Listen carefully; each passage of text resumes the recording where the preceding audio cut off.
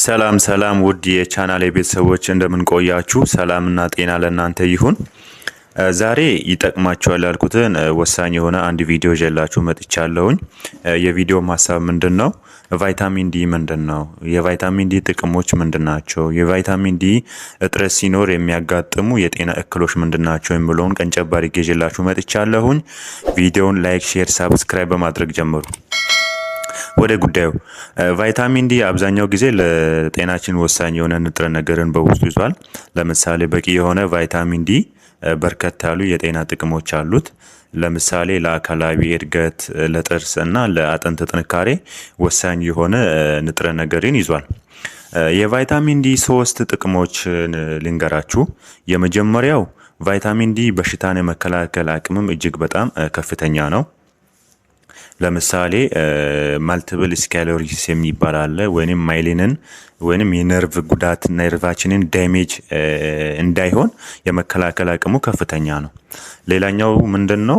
በዚህኛው ሀሳብ ውስጥ የልብ ህመም ተጋላጭ እንዳንሆን ይረዳናል።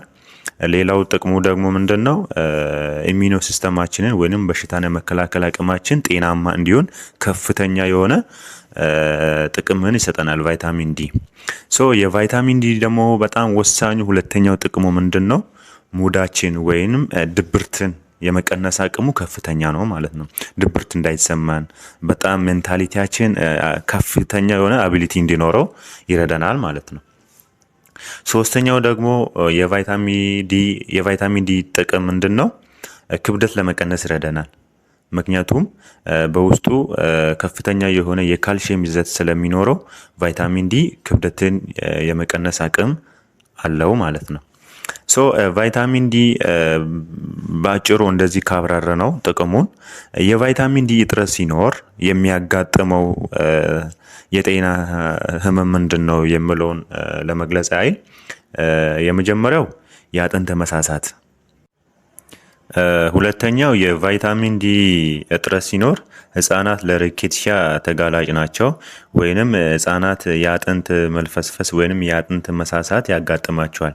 ምክንያቱም የቫይታሚን ዲ እጥረት ለህጻናት በሚያጋጥምበት ሰዓት ላይ የአጥንት እድገት አቅማቸው በጣም ዝቅተኛ ነው ማለት ነው።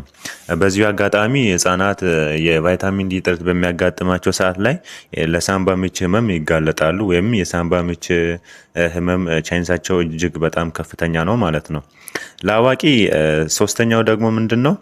የጡንቻ ድካም ወይንም ጡንቻ የመዛል አይነት ምልክት ያሳያል። ይሄ በጣም ከፍተኛ የሆነ ስራ ሰርተን ከተነሳም በኋላ ጡንቾቻችን የማዛል አይነት ስሜት ይፈጥራሉ ማለት ነው። አራተኛው የድካም ስሜት ይፈጥራል።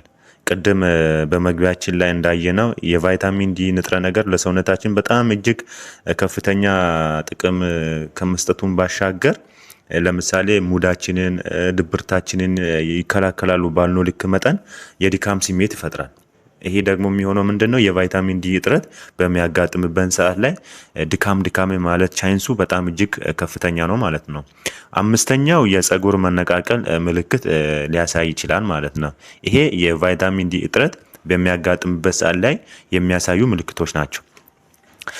በተቃራኒው ደግሞ የቫይታሚን ዲ መጠን በሰውነታችን ውስጥ ሲበዛ ወይንም ቫይታሚን ዲ ቶክሲሲቲ የምንለው ምልክት ምንድን ነው? ወይም የቫይታሚን ዲ መጠን በሰውነታችን ውስጥ በሚበዛበት ሰዓት ላይ የሚያሳዩ ምልክቶች ምንድን ናቸው የሚለውን እናያለን።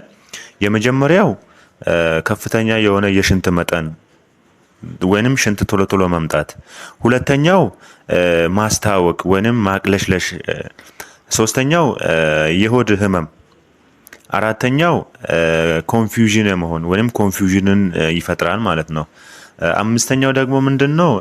የውሃ ጥማት፣ በጣም ቶሎ ቶሎ ይጠመናል ማለት ነው። እና ስድስተኛው ደግሞ ምንድን ነው? ዲሃይድሬሽን የምንለው ወይንም በሰውነታችን ውስጥ የፈሳሽ መጠን እጥረት እንዲከሰት ያደርጋል ማለት ነው። ዛሬ በዋናነት ያየነው የቫይታሚን ዲ ጥቅሞችን፣ ጉዳቶችን እና የቫይታሚን ዲ ምንነትን በትንሹ አይተናል። በቀጣይ ቪዲዮ የምሰራላችሁ የቫይታሚን ዲ አወሳሰድ እንዴት ነው የሚለውን ነው። ወይም ቫይታሚን ዲ በምንወስድበት ሰዓት ላይ ምን አይነት ምግቦችን መመገብ አለብን፣ ቫይታሚን ዲን በምንወስድበት ሰዓት ላይ ደግሞ ምን አይነት ምግቦችን መውሰድ የለብንም የሚለውን በዝርዝር በቀጣይ ቪዲዮ እመጣለሁ። ፓርት 1 ነው። ፓርት 2 ደግሞ ቫይታሚን ዲ በምንወስድበት ሰዓት ላይ ምን አይነት ምግቦችን መከተል አለብን የሚለውን አሳያለሁ። ቪዲዮ ከተመቻችሁ ላይክ፣ ሼር፣ ሰብስክራይብ በማድረግ እኔንም አበረታቱኝ። ይመቻችሁ።